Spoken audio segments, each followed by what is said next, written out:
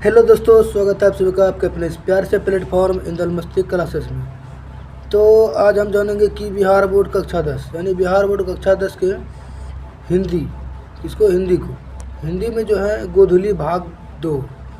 ये हिंदी में गोधुली भाग 2, यहाँ पर ये 2 है, ये 1 लिखा गया है, ये 2 है। और इसका जो है हम जानेंगे कि अध्याय एक श्रम विभाजन और जाति प्रथा। तो आज हम श्रम विभाजन और जाति प्रथा के बारे में जानेंगे, जिसका लेखक कौन है?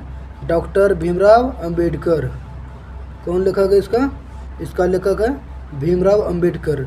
और आज हम भीमराव अंबेडकर का पूरा जीवन परिचय जानेंगे। तो चलिए वीडियो को शुरू करते हैं। इसका जो है कि प्रारंभिक जीवन, यानी प्रारंभिक जीवन जो इसका है वह है डॉक्टर भीमराव अंबेडकर का जन्म 14 अप्रैल 1891 को मऊ में हुआ।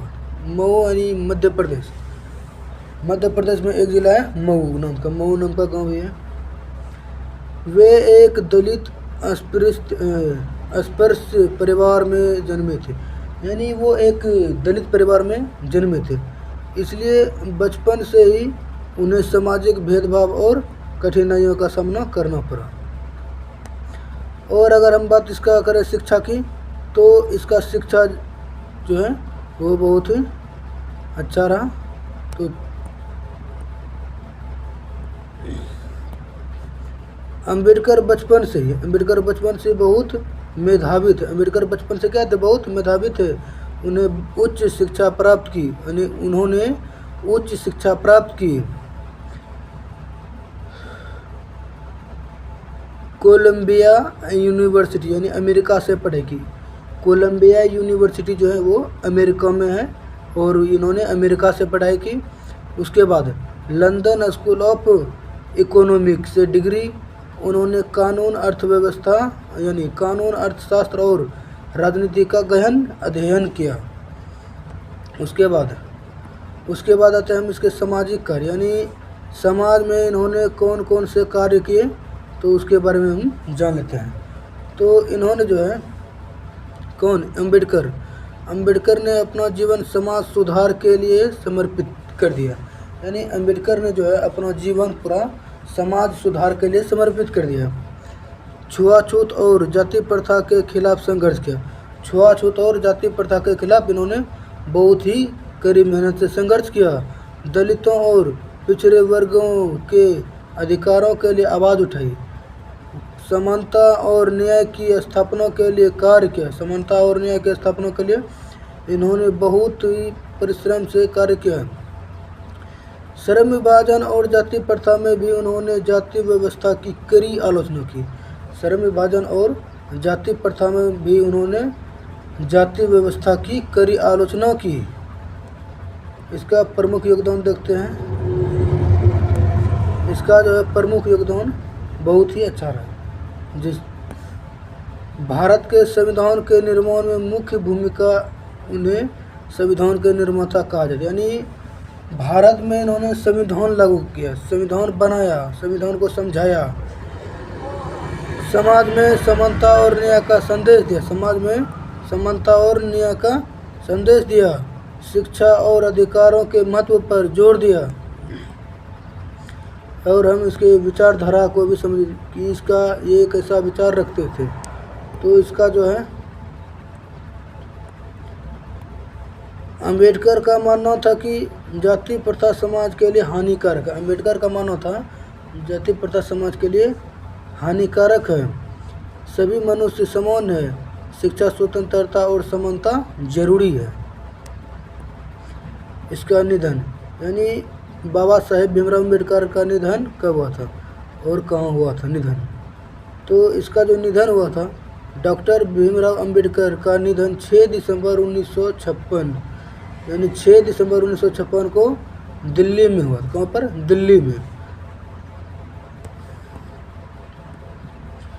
इसमें बहुत ही ऑब्जेक्टिव है, तो इसको बारीकी से समझेंगे। इसका निष्कर्ष, यानी इस पूरे जो बाबा साहेब भीमराव अम्बेडकर ने लिखा है ये श्रम विभाजन और जाति प्रथा, तो इसका निष्कर्ष जो पूरा है डॉक्टर भीमराव अंबेडकर एक महान समाज सुधारक, विचारक और नेता थे। बाबा साहेब भीमराव अंबेडकर जो है एक महान समाज सुधारक, विचारक और नेता थे। उन्होंने समाज से जाति प्रथा और भेदभाव को खत्म करने के लिए संघर्ष किया और एक समानतापूर्ण समाज की कल्पना की। और ये एक छोटा सा परीक्षा के लिए बहुत ही इम्पोर्टेंट। तो क्या इसमें क्या कहता है, डॉक्टर भीमराव अंबेडकर एक महान समाज सुधारक और संविधान निर्माता थे। उन्होंने जाति प्रथा का विरोध किया और समानता का समर्थन किया। आगे देखते हैं। अब हम डॉक्टर भीमराव अंबेडकर के बारे में पूरा जान गए परिचय। अब हम इसके जो इसने लिखा है श्रम विभाजन और जाति प्रथा, उसके बारे में थोड़ा कुछ जानेंगे, जो कि पूरी एक थ्योरी के माध्यम से दिया है। इसका प्रस्तावना है, पहले प्रस्तावना को जानेंगे।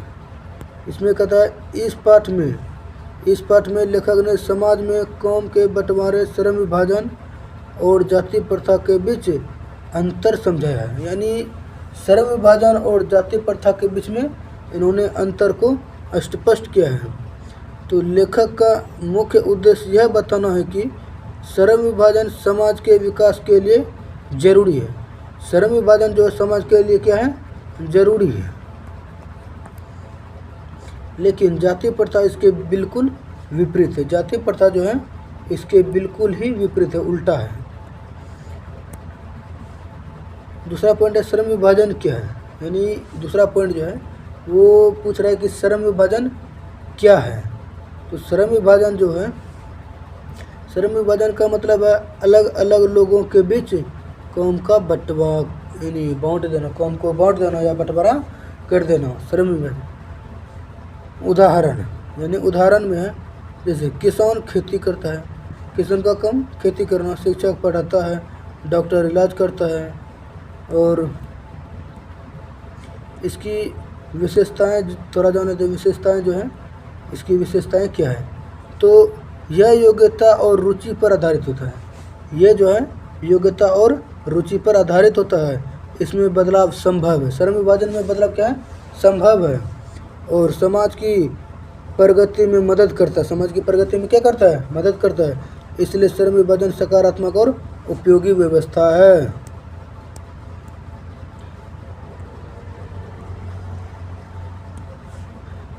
तीसरा पॉइंट है जाति प्रथा क्या है। यानी जाति प्रथा क्या है, तो जाति प्रथा जो है, जाति प्रथा एक ऐसी सामाजिक व्यवस्था है जिसमें व्यक्ति का कौम और स्थान जन्म के आधार पर तय होता है। जाति प्रथा एक सामाजिक व्यवस्था है जिसमें व्यक्ति का क्या होता है, कौम और स्थान जन्म के आधार पर होता है। और इसमें भी विशेषताएं क्या देख लेते हैं, थोड़ा सा विशेषताएं। और जन्म से तय बदल नहीं सकता। यानी जन्म से जो तय किया जाएगा उसको कोई बदल नहीं सकता। व्यक्ति की स्वतंत्रता खत्म। यानी इसमें जाति के आधार पर ही दिया जाएगा, जो जिस जाति में वो वही काम करेगा। ऊंच नीच का भेदभाव, उदाहरण कोई ब्राह्मण कोई शूद्र, जन्म से तय किया जाएगा। कौन ब्राह्मण कौन शूद्र, जो जिस जाति का वो वही काम करेगा। चौथा पॉइंट है श्रम विभाजन और जाति प्रथा में अंतर। श्रम विभाजन और जाति प्रथा में अंतर, तो अंतर में श्रम विभाजन जाति प्रथा, यानी श्रम विभाजन और जाति प्रथा। श्रम विभाजन में जो है वो योग्यता पर आधारित, यानी योग्यता पर आधारित, और जाति प्रथा में जन्म पर आधारित। श्रम विभाजन में क्या आएगा, श्रम विभाजन में आएगा योग्यता पर आधारित, और जाति प्रथा में आएगा जन्म पर आधारित। और श्रम विभाजन में जो है परिवर्तन संभव है, परिवर्तन संभव है, और जाति प्रथा में परिवर्तन संभव नहीं है। समाज के लिए उपयोगी है कौन, श्रम विभाजन, और समाज के लिए हानिकारक है जाति प्रथा। समानता को बढ़ावा और असमानता को पैदा करता है। अब थोड़ा हम लेखक के विचार को भी जानेंगे कि लेखक का विचार क्या है।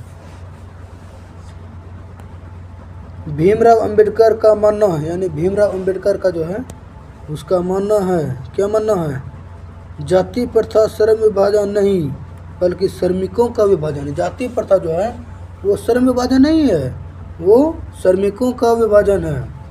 यह समानता को छोटे छोटे हिस्सों में बांट देता है। यह जो है समानता को क्या करता है, छोटे छोटे हिस्सों में बांट देता है। इसमें समाज की एकता और प्रगति रुक जाते हैं। इसमें जो समाज की एकता और प्रगति क्या होती है, वो रुक जाती है, रुक जाती है उनके अनुसार। किनके अनुसार, यानी डॉक्टर भीमराव अम्बेडकर के अनुसार कहता है जाति प्रथा एक गलत अन्यायपूर्ण व्यवस्था है। जाति प्रथा जो है वो क्या है, एक गलत और अन्यायपूर्ण व्यवस्था है।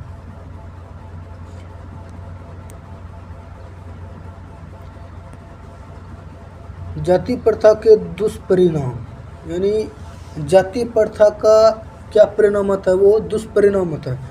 तो इसमें जो है जाति प्रथा में सामाजिक असमानता, यानी सामाजिक असमानता आता है, भेदभाव और यानी भेदभाव और छुआछूत, भेदभाव और छुआछूत, प्रतिभा का नष्ट होना, प्रतिभा का क्या हो जाता है, नष्ट हो जाता है, समाज की प्रगति में बाधा, समाज की प्रगति में बहुत ही बाधा मिलता है। 7वां पॉइंट है निष्कर्ष, यानी निष्कर्ष से क्या निष्कर्ष निकलता है, तो इससे निष्कर्ष यही निकलेगा कि लेखक का निष्कर्ष है कि हमें श्रम विभाजन अपनाना चाहिए। हमें क्या अपनाना चाहिए, श्रम विभाजन, लेकिन जाति प्रथा को ख़त्म करना चाहिए, तभी समाज में समानता आएगी, तभी समाज में क्या कहेगा, समानता, स्वतंत्रता और भाईचारा स्थापित हो सकता है। अब ये एक परीक्षा के लिए बहुत ही इम्पोर्टेंट बिंदु है, तो अब हम इसको भी थोड़ा समझेंगे। परीक्षा के लिए महत्वपूर्ण बिंदु, श्रम विभाजन, यानी श्रम विभाजन बराबर होता है यानी कौम का बंटवारा। श्रम विभाजन का मतलब क्या होता है, कौम का बंटवारा।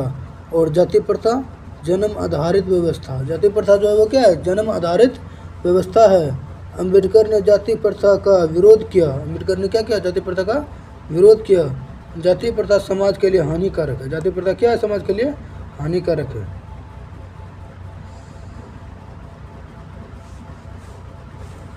अगर हमारा वीडियो अच्छा लगा तो हमारे चैनल को सब्सक्राइब कर और वीडियो को ज़्यादा से ज़्यादा शेयर कीजिएगा।